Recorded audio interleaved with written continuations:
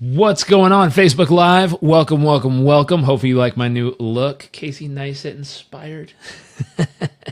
As you're tuning in, I'd love to know, number one, where you're tuning in from. Number two, I would love to know three things you are grateful for out there in today's Facebook world. Right down there in the comment section, right there. You should see a little box. You could type in, number one, where you're tuning in from. Number two, you could type in three things you are grateful for. I'm going to jump on my phone so I can see and make sure, hey, this is coming through. Hey, look at that. It's working. Welcome. All right. Sounding good. I'm going to pop these out, make sure that's working. So welcome, welcome, welcome as you're tuning in. Love to know, number one, where you're tuning in from. Number two, I'd love to know three things you're grateful for. Exciting day today. My wife and I spent a good portion of the day working on some new ways. Let's see. Chase, what's up? Hey, bro. Nice to see you. Welcome, welcome, welcome. As everyone else is tuning in. Oh, today we're going to be talking about pain specifically. Is it necessary for growth? We're also going to be talking about why is it painful to lose money? Or even if it should be painful to lose money. It's kind of an interesting topic. Felicia, what's up? I'm grateful for my kids, house, family, and I'm from Alberta, Canada. Well, welcome, Felicia. Nice to have you. I'm trying out the new shades look. Love to know your thoughts. For some reason, I'm inspired to vlog more when I'm wearing them. Not sure what that's about, but it works, so I'm going to try it. And we're changing up. Stuart, what's up, buddy? Nice to see you. Welcome, welcome, welcome. Nuno, what's up? Hello from Lisbon. Welcome. Nice to see you. Eric, what's up from London? Welcome, welcome, welcome. Good evening, mate. I don't know if there's like a good evening, good day. Anyways, welcome as you're tuning in. Love to know, number one, where you're tuning in from. Number two, love to know three things you are grateful for. Right down there in the comments section. Terry, what's up? Faith, family, and business, like the shades, but maybe outside only. Really? We'll try them on inside, see what happens. Chase, Salt Lake City, grateful for my success, my life, my drive. Terry, San Francisco, what's up? Gita from London, welcome. Now, an interesting conversation. I'm going to jump out of the comments real quick, and I'm going to read a little bit. Georgina, good morning from the Gold Coast, Australia. Grateful for my grandma's passing, bringing our family together this past week. That is a very, very, very timely comment, and I'll tell you why in just a moment. Beautiful to hear that you're grateful for that. Let's see. Love your dad, Tony Robbins. I love him too, man. Stormy from Costa Rica, welcome. Delilah from North Colorado, my business opportunities, my family ability to travel, wonderful. Chelsea, what's up? From Jersey, I'm grateful for my fresh air today. Great workout this morning. Chase, also wearing my shades. Good choice, Chase. I feel a little cooler wearing these things inside. We'll find out if they're useful or not. Let's see. Let me jump out of here, and I'm going to read you a little chit chat I had going on with someone over in Instagram world. And let me prephrase this. In no way, shape, or form do I have any disrespect for this human being. This human being is actually an amazing guy. There's a photo, and let me show you. A little before and after of this gentleman, he was able to pull this off and obviously make a big transformation. He dropped, let's see, 52 weeks later, dropped 150 pounds. He weighed in at 302 pounds. In 52 weeks, he was able to get down to 140 pounds. So bless him for having the skill set to be freaking amazing and pull this off. Not only that, when I scrolled through his profile, I found out, I don't know if you can hear this,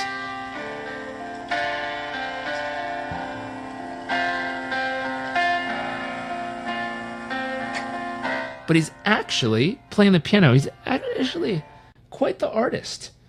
And let me give you one more, because he sings.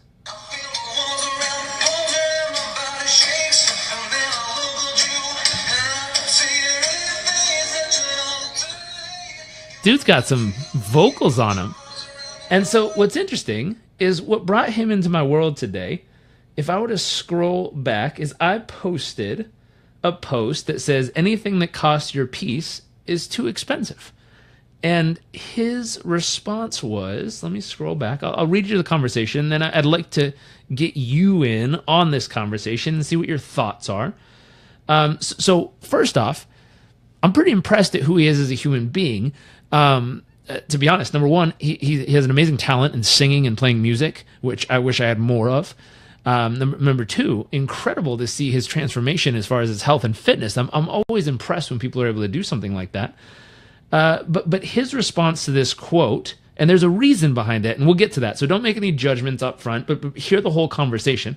I said, anything that costs you your peace of mind is too expensive.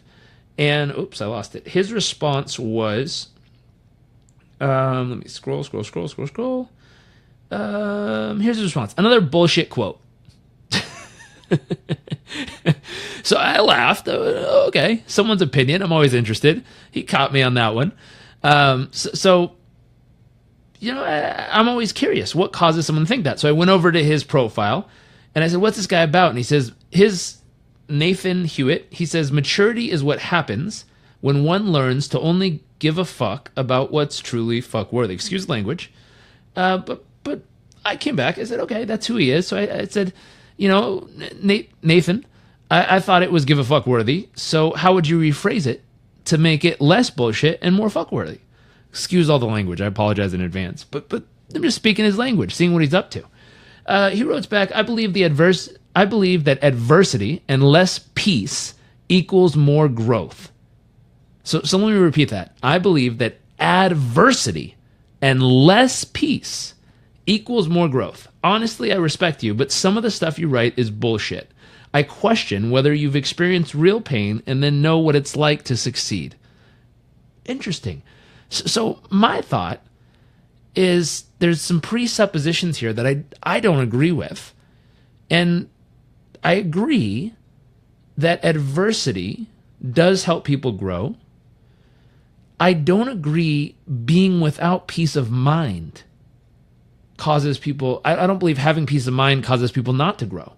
Because my belief is this, 2 cents, whatever it's worth, if you're in a moment of absolute adversity, you're in game 7 of your championship and it's adversity. You're going up against very tough odds. You're trying to start your business. You're trying to build a business. You're trying to hit your sales goal. You're trying to take care of your child who's going through a tough time. You're trying to care for your mom or dad or brother or sister who's sick or hurting, or you yourself are facing physical adversity or mental adversity or emotional adversity or business adversity. If your mind is clogged with nonsense and clutter, meaning conversation going back and forth up here in your head saying, is it going to work out? I don't know. Am I worthy? I don't know. Well screw, shit, fuck. I don't know what to do.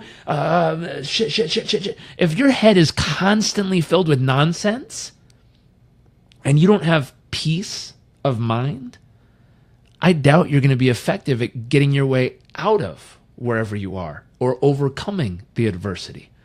Versus, even in the midst of great adversity, if you have the ability to sit back,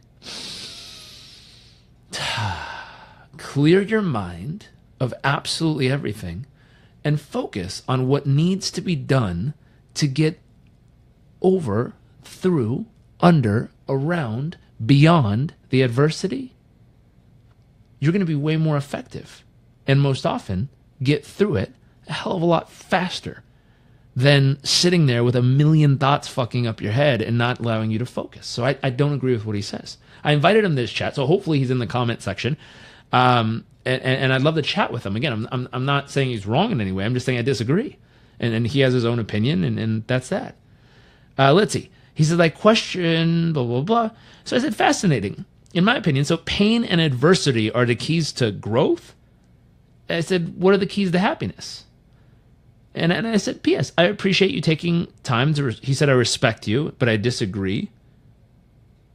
And I said, I appreciate you taking time to ponder what I've been through in my life. Because you're in Wales, it looks like, over near England, and you're taking time of your day to think about what I've been through and what I think. So I appreciate that.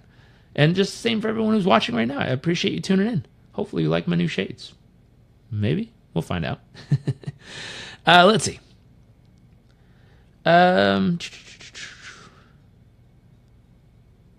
He said he's not talking about BS keys and principles. He believes that periods of pain are essential, and that quotes you share are the best time at the best of times are excuses.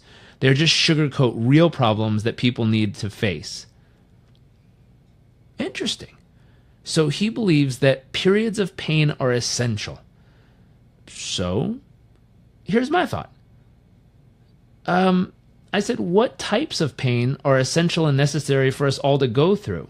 If periods of pain are essential, what types of pain are needed for us to grow? Like, what types of pain? He wrote back, any pain. Not specific, but any pain is needed for us to grow. Interesting. But an example could be the pain of losing a loved one or experiencing financial loss. I wrote back, why is it painful to lose money? It's just paper. That one really, to be honest, that one really weirds me out. Why is it painful to lose money?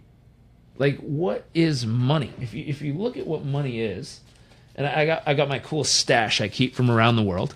So I keep a fun stash of all different kinds of currencies in my drawer over here. But to lose this, it's just paper.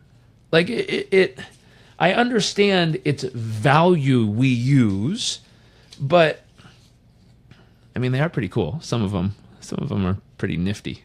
These ones are cool too. I realize its value or valuable, or we have to trade moments of our life to get it, or time or effort goes in, and therefore people really value it. But to be honest, it's literally a piece of paper, and you can go get more of it at any time.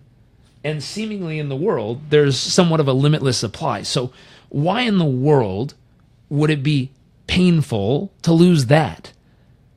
It seems so silly. Now on the other hand, and my thought is, if someone's in pain over losing money, it's all up here. That has nothing to do with reality. How do I know that? Because no one walked in the room and punched you in the face. You did not get kicked. You're not ill. Your liver is not failing. You didn't get a leg cut off. Like, you lost some cash. Get over it. And I realize it's painful, and people have been through great financial loss. I'm not downplaying it. But all the pain they're going through is literally made up here. They're making it up themselves. They're causing the pain. It is not painful to have, this, whatever, I don't know what currency you like, but it's not painful to have this magically disappear. That's not painful. That did not hurt my body. There's not an organ in me that's damaged in any way. My physical being is not hurt in any way, shape, or form. But up here, we totally screw ourselves, because we tell ourselves it's so painful and it's so horrible and it's blah, blah, blah. And so one thing I'd ask you to do, stop creating non-essential pain in your life for things that are not painful. If you accidentally staple your finger, that's pain. That's okay. Feel it. Be like, oh, ow, ow, ow, ow, ow, ow. Let it go. Move on. But please, for the stuff that you create unnecessary pain for, please stop. There's really no use for it. Now, it can be frustrating. You can get determined to go get more of that paper. There's all kinds of stuff. But please, don't put your body through pain just because you lose some freaking pieces of paper. That's very silly. Because if you lost this piece of paper, you wouldn't be upset at all. But if you lost that piece of paper, oh my gosh, it's just paper. Now, on the other hand, he did mention something, which is if you lose a loved one. Now, what's really wild about this is I said losing a loved one is painful at the moment or beautiful, and it depends on how you choose to experience it. Because even losing a loved one, which normally goes, oh, wow, yeah, that'd be painful, isn't painful for everybody. Look at the timely comment that came in over under this video, because someone wrote, I'm grateful that, I'll have to go back and read it, but they're grateful a loved one was lost because it brought their family together. How beautiful. They're experiencing that pain in a totally different way. It's not pain to them, it's beauty to them. So I said, the people of Tibet has a beautiful way of looking at death, and my grandma taught me, We're all going to die at some point, so why be upset over it? Celebrate the fact that you had the experience to live, or celebrate the fact you had the experience to connect with someone or be with someone or love someone, and then let it go and move on to the next, or learn the lesson. And so what's really fascinating, I'm going to jump back over. Let me plug my headphones in to make sure. Kayla says, shades are sweet, rock 'em. Okay, fine. I'll put the shades back on. Let's see. Francis, welcome. So I'd love to know. Let me see if I could jump back in on the live feed. Here we go. Aunt Sherry, how are you? I'm going to take the shades off from my aunt. I love you. It's good to see you. Thank you for tuning in and joining. Let's see what we got going on. Scott, many of the painful events have given me my greatest growth. Absolutely. They can give you great growth. But here's my big question to you. Is pain necessary for growth? Or can you have growth without needing the pain? Chelsea, let the pain serve you, but don't live in it. I like it. Looks great. Well, thank you, sir. I think so too. At least having a little fun with these. But I'd love to know, in your opinion, is pain necessary for growth? Or can you grow without having to have a whole bunch of pain? Scott says no. I'm guessing no, pain is not necessary for growth. But I'd love everyone else's opinion who's in here. Do you believe that pain is necessary for growth? Rebecca, no, it's not necessary for growth. Growth can come without pain. I like it. Now, can pain be, so second question, so we've got a no. So no, pain is not necessary for growth. Ooh, I like that. Aunt Sherry dropping some knowledge. Shades off for the family. Pain is the breaking of the shell that encloses our understanding. I like that. Thank you, Aunt Sherry. I appreciate that. Shades back on. Let's see. Sometimes it is mandatory. Interesting. The majestic mountains are fashioned by the harshest of elements. True. So, let's see. I always wondered, why is giving birth so painful? Good question. Yes, it makes you humble when you see the lessons from the pain. Pain is a diverse word. It's a very diverse word. So here's what I would conclude. Is pain necessary? Well, I don't think it's necessary, but I think it's naturally part of life. Let's just put it that way. So let's change the words. Instead of is pain necessary, let's ask if pain is natural. Pain is natural. Why? Because if I'm holding my hand and you took a pen, even a performance coach university pen, plug, 12-week online training program, one of the best, that counselors and MBAs approve of and love. Check it out at performancecoachuniversity.com. That's all. But if I took this pen, even though it's a cool pen, and I stab myself in the hand, it's gonna cause pain. Now, that pain is physically induced as a way for my body to recognize, oh shoot, I have to pay attention to that and do something to change. Otherwise, it might harm the whole system here. Therefore, pain is natural. It's part of life. Terry says you can grow during happy moments as well. Absolutely. Pain is okay. Suffering is a problem. So here's the wild part. Sherry says loves the Sunnies. Tony says either use pain to move forward or let pain use you. Interesting stuff. Pain is not necessary. Maybe it's because of how we choose to value the particular thing or the perception we think it holds. Rebecca is on to something here. So what's fascinating about this concept is physical pain. Having birth, is that painful? I don't know. I haven't done it, but from the surveys I've had, here's what's interesting. When you look at natural childbirth, so those wild women who do those at-home birthing tubs with no drugs whatsoever and breathe their way through it. Now, in my opinion, from what I've seen, and by the way, my mom tried to have me like that, and it didn't work out, so we went to the hospital. But in what I've observed, it looks as if there's some pain pain involved in that. Some pain. And some women allow that, from my observation and from reading interviews about it. Weird thing to read interviews, but I read them. And some women allow that to drive them to a psychological, emotional, spiritual place that they have never experienced in their entire life until that moment. And it allowed them to experience more of their capacity as a human being in a way that they never thought was possible. Other people, that pain really, truly was just pain. It had no growth with it. It had no spiritual, emotional, mental benefit. It just hurt like hell, and then I got through it, and I'm sure as shit glad I'm done. And so it was really fascinating reading the opinions of people, because the pain that's natural, like I accidentally poke myself and go, oh, ow, that hurts, or someone's having birth, or you wake up and bam, stub your toe in the middle of the night. It's like, that's natural pain. It's your body signaling you something is wrong. In that case, my belief is, for whatever it's worth, my 2 cents, is how you then use that pain can either be to grow yourself or to kind of get stuck in a shitty moment of life.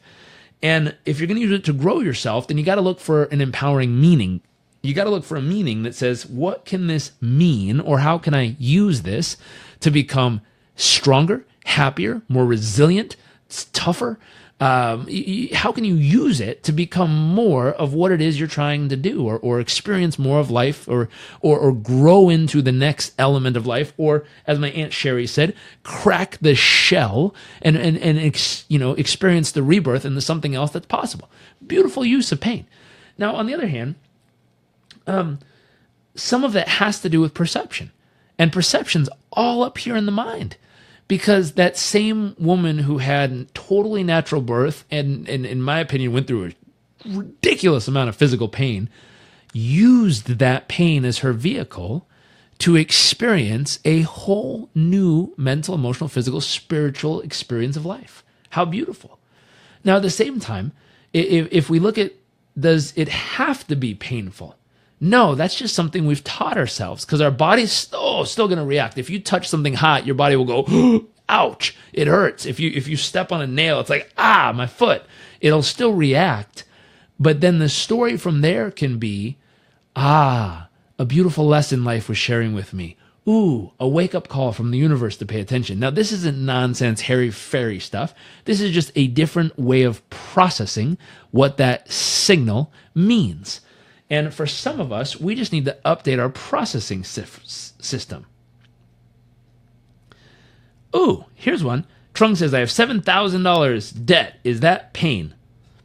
It could be, or it couldn't be. Depends on some people. Yes, child labor is painful, Chelsea says. My first was in a hospital, more painful. The second was born accidentally at home. Interesting. And went more smoothly because I was in the right state of mind. Woo, look at that. Even the example of childbirth, which as a man looks incredibly painful, but I have never done it and probably won't ever get the experience. But the observation of observing from the outside, someone says in that moment, it was much smoother because I was in the right state of mind. So here's the other thing with pain. If you're in the right state of mind, you experience it totally differently. Goes back to that blog we talked about a long ways back, how to fill up and fuel up, or it's called The Only Soda I Approve Of. You might want to go check that out on JarekRobbins.com. No, that is not pain to have a loan. Yeah. So some people think having $7,000 in debt is painful. Other people are like, no, that's not painful. Are you joking? It's just a transaction you made, and now you got to go pay back. So this is the concept. Now, is it true that some people look at $7,000 in debt and go, oh my gosh, I'm so far in debt. How come I ever survive? This is so painful. Oh, it hurts. It's so bad. Oh my God, am I going to live through this? Oh, it's pain, pain, pain. Do some people live like that? Yeah, it's ridiculous. It's all created up here. So at this point, you got to find a whole new way to associate what you associate to pleasure and pain. It's pretty wild. Now, loan credit to pay is a stress. Now, stress and pain, totally different. Stress also created. If I go like this and stress the fibers of this pen, eventually if I stress it too much, it'll break. And so for most of us, if we stress ourselves too much, we'll break. Here's what's wild. That's why in a lot of these sessions, we recommend books like, I think it's up there, called The Power of Habit. Wait. Boom, right there. Power of Habit. I don't know if you can read that, but it's the yellow one up there. We recommend simple habit building. So trigger, routine, reward. Now, if you're able to get those three pieces, you figure out the trigger, like AKA waking up, figure out the routine, AKA getting something like this little gizmo right here called Spire that tracks your breathing all day. And what it does is it goes on your belt, and let me click it back in. It tracks, let me see if I can bring this up and show you something fascinating. It tracks your breathing.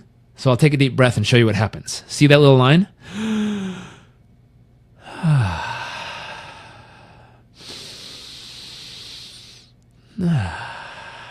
See my breath?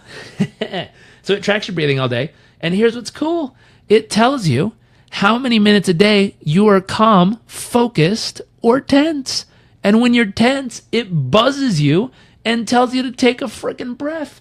So when you're looking at something called stress, there's all kinds of ways. And I like things that are measurable. I like things that give you data like that you can follow and know how you're actually doing, because then you can improve. You can't improve what you don't measure. And so, that thought in there, that little gizmo we use, it allows me to track my stress and lower it consciously by being aware of the fact that I'm in a stressed or tense state. So it only measures 3 states: tense, calm, and focused. And so my goal is staying calm and focused all day and stay out of tense. Where do you get it? It's spire.io. Let's see. Amar says, how can people overcome depression? Do you believe that someone can overcome depression without using antidepressant pills? Yes. The only reason I believe that is most people who are depressed, who then take antidepressant pills, if you survey them 6 months later, are generally still depressed. That doesn't seem right. Because if you're taking antidepressant medication, you should not be depressed anymore. But it's really weird that if you read the little side effects, one of the side effects of antidepressant medication, not all of them, but some of them, is depression. What the hell is that? I had the same thing. And when I moved to Africa, one of the side effects of malaria medication is getting malaria. I'm like, that's the stupidest thing in the world. Why would you take something that's going to give you the side effect of the thing that you're taking it to try to avoid getting? That's ridiculous. So let me read you a little study, if I could find this real quick. I think it's here on the computer. Give me one moment, and I will read you a study that will blow your mind. One sec. Let me dig in real quick. This is a great question. Where is it? Let's see. What do we got? Let's see. There was a study done. Oh, here it is. Let's see. I'll read you a study that'll rock your freaking world. Let's see. Here it is. So 3 groups of depressed patients were assigned to different coping strategies. Group number 1 took antidepressant medication. Group number 2 exercised for 45 minutes, only 3 times a week. And group number 3 did a combination of both antidepressant medication and exercising for 3 times a week, 45 minutes. After 4 months, all 3 groups experienced similar improvements in happiness. So I'm going to pause right there. Let's go back real quick. Who asked that question? Amar, I believe it was. What's up, buddy? So here's what's wild, Amar. According to this research study, scientific research study done at a major university, after 4 weeks, The people who exercised, I'm not going to tell you what might help with depression. I'm not going to say anything.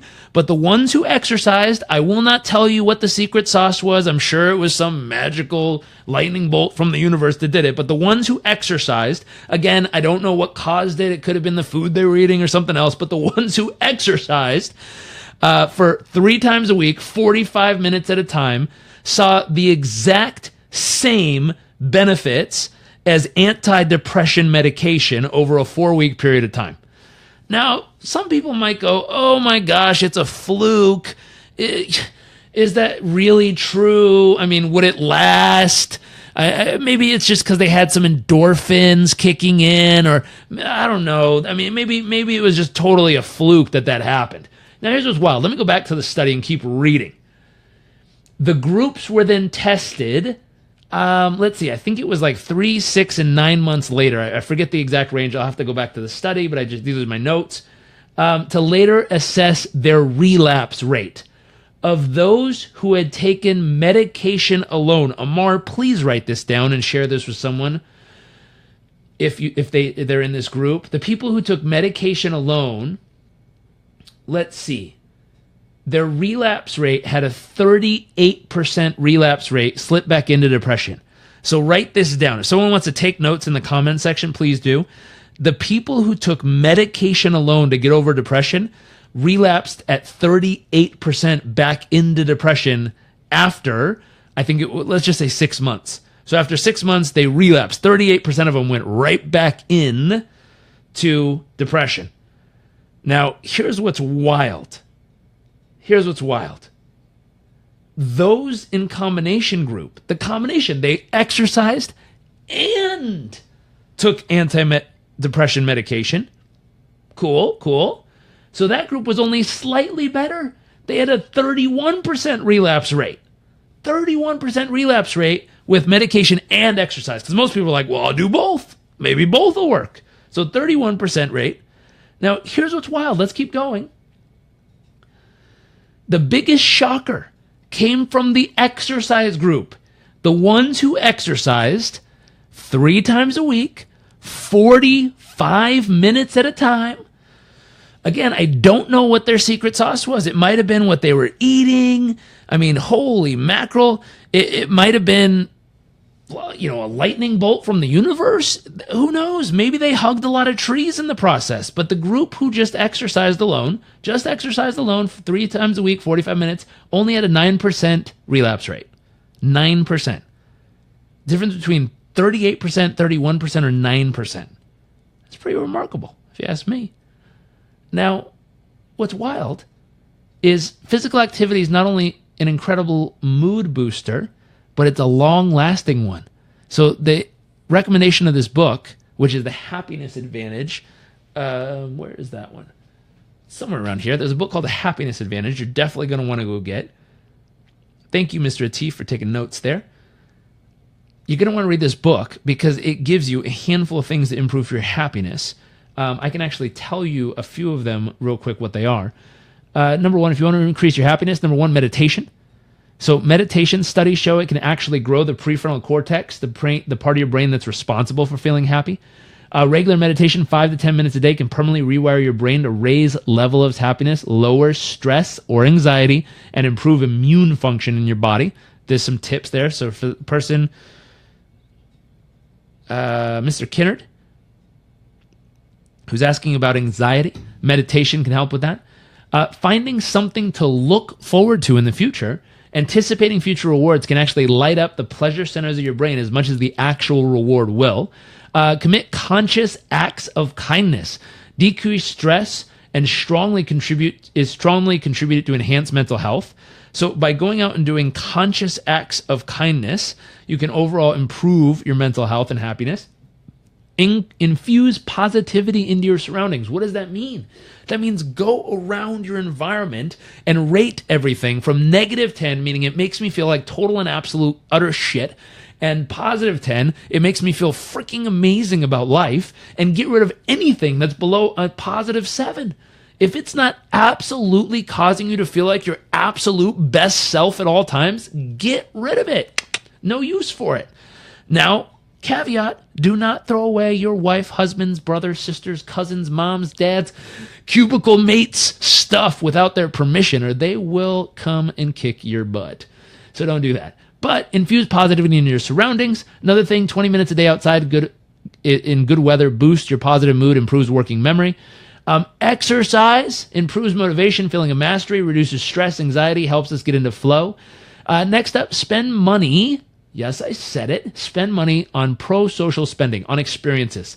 Spending money towards doing things are nice and supportive of others boosts our overall happiness. Take a friend to lunch, surprise someone by paying their toll, do something pro-social spending, help others.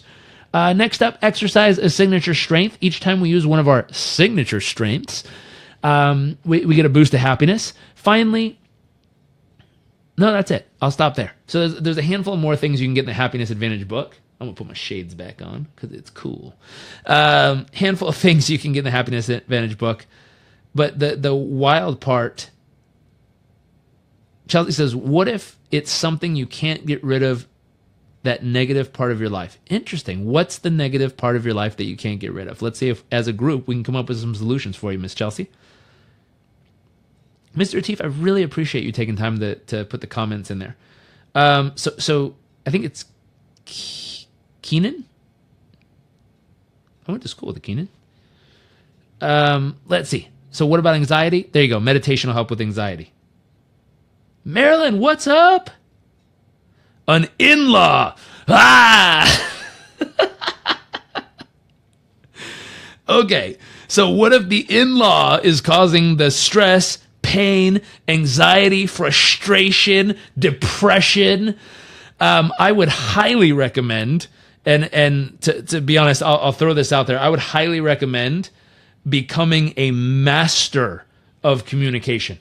A master of communication. And what I mean by that is you need to be able to understand their world, speak into who they are, speak their language. One thing I always talk about in our Performance Coach University program, right there, little plug, greatest program on earth for performance coaches. One thing, we have a whole model of understanding your client's world. And in this case, the client would be your mother-in-law or the in-law. The piece there, you need to, number one, understand their world. Number two, learn how to speak their language. Number three, step into their world. Number four, figure out what the leverage is. And number five, then use that leverage to be able to influence them in a natural, healthy, positive, and happy way and conducive way. And if you're able to do that, you can take someone who's stubborn and ignorant and pisses you off and frustrates the hell out of you, and you can literally get them to be one of your biggest fans who supports you and loves you and cheers for you instead of beats you down. But you need to learn how to become a master of communication and influence in that level. Couple programs I would recommend to check that out. Number one, I would recommend our Performance Coach University, purely based on we teach all the tools necessary that'll help you get out of that painful situation that fast. Because if you knew how to do it, and my wife jokes with me all the time, that the gentleman I was talking about, obviously he was blasting at me on Instagram, and I was chatting back with him. And more often than not, when people do attack me for whatever reason online, it happens. Some people are like, oh, screw the haters. I don't like the haters. I step into their world and I say, hey, who are you? What's really going on in your world? And the first thing I look for is, what do I respect about you? So when I comb through that guy's profile, I comb down. And what's interesting is I figured out something I respected about him. The dude lost over 150 pounds in about a year.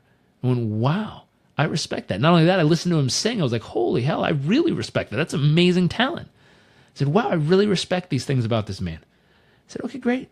Now, what is his language? Well, I read his comments. I read his posts. I learned his language.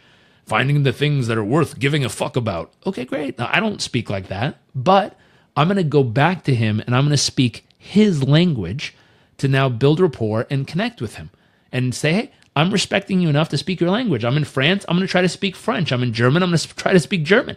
I might, please forgive me. I might not be good at it, but I'm at least going to try to speak your language. Because the worst thing you can do is walk into a room with your mother-in-law, brother-in-law, sister-in-law, whoever this person is, that your in-law, and try to speak your language to convince them that you know what's right and they don't. The worst thing you could do, they'll give you one of those. They ain't happy. Josh says PCU is a game changer. Well, for my mom, she takes care of an elderly cousin. The cousin is always in a terrible mood. In turn, bringing my mom's mood down. Scott says, love the feedback sandwich. Absolutely. It's one piece that helps. Speaking their language. Ellen, what was your favorite city from your Europe trip?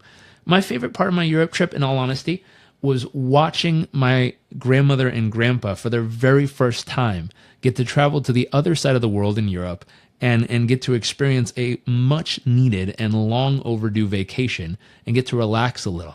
And honestly, it's a true privilege and honor to be able to, number one, do what we love and get to call it work, which is helping people perform better and live a better life. Number two, to get rewarded so much by adding so much value that we get paid enough to be able to save up and get in a position that we can afford to take people we love on their dream vacations around the world and show them parts of the planet. So my favorite part of that trip wasn't necessarily any one city. Berlin was beautiful. Rome is gorgeous and has delicious food. Barcelona was spectacular.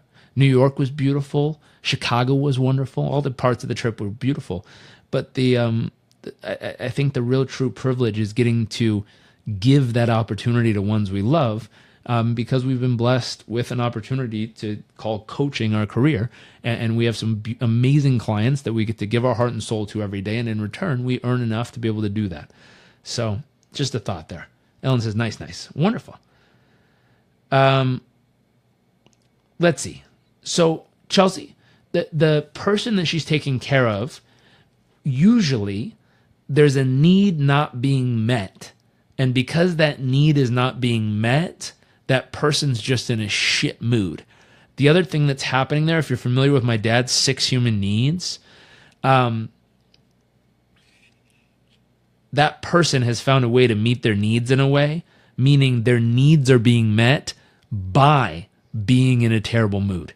And if you can show them a way that being in that terrible mood will no longer meet the needs they're trying to meet, and by being in a good mood will actually meet the needs at a higher level than what the current way they're doing it, what'll happen is they'll start to adjust their attitude to get their own needs met.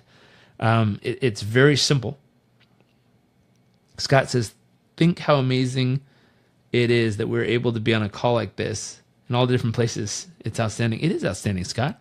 I'm always just wildly impressed and very grateful for platforms like this that allow us to speak to many people all over the world at the same time. The neat part is when I'm done filming this, it'll record itself, post itself on the page, and on average, it'll go hit 5,000-10,000 people in the next couple of days. It's a beautiful privilege, amazing time in history to live. So going back real quick, Chelsea, if she can understand what needs that cousin is trying to meet by being in a shitty mood, and you can understand the vehicle called mood that they're using to meet the needs, you can show them a better way to meet those needs by being in a happy or constructive or useful or even neutral mood. And in return, you'll cause them to start to shift. Again, with that Performance Coach University plug there, it really, truly has the tools in there necessary. If you want to read a book that can help you with that, another program, Mastering Influence. 7 Steps to Lasting Change. That's my dad's program. That one, ours is a little bit more expensive because it's a whole certification program, but his, I think it's only a few $100. And it's creating lasting change.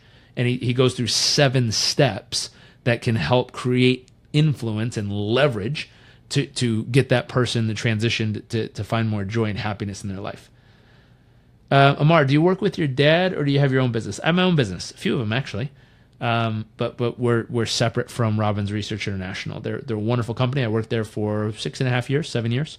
And about 7 years ago, we walked out and created our own version and been building it ever since. Anyways, let's see. How long have we been on? 44 minutes. I think it's time to go. If you have any last minute questions, I'd be happy to answer them. If not, I'm going to go ahead and wrap up. See you back tomorrow. I'm going to try to do 6 p.m. Eastern time, Tuesday, Wednesday, Thursday of this week. See if I can do it 4 days in a row.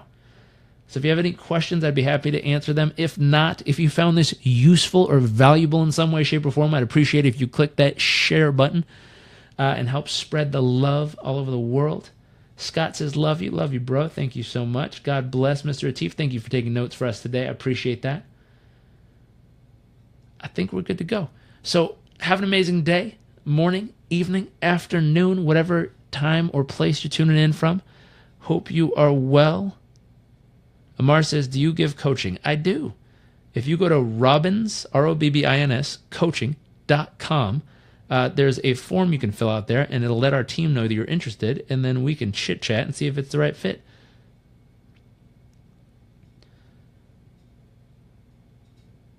What is the breathing app? The breathing app is if you go to Spire, Spire.io. Spire, Spire.io. Not .com, it's .io. Spire.io. And you can go ahead and grab one of those little things. We love them. We use them with all our clients. So have a wonderful evening, morning, day, afternoon, and I will see y'all tomorrow.